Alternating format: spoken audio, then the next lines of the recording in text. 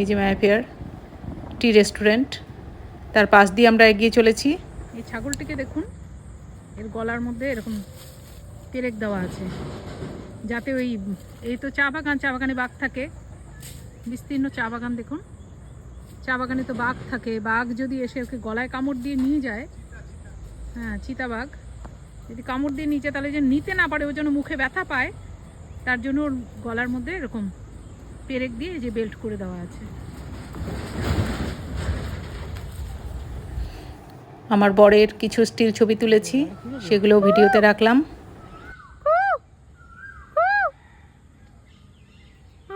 কোকিলা তোরে শুধাই রে, সবারই তো ঘর রয়েছে, কেন রে তোর বাসা কোথাও নাই রে। এদিকে কিন্তু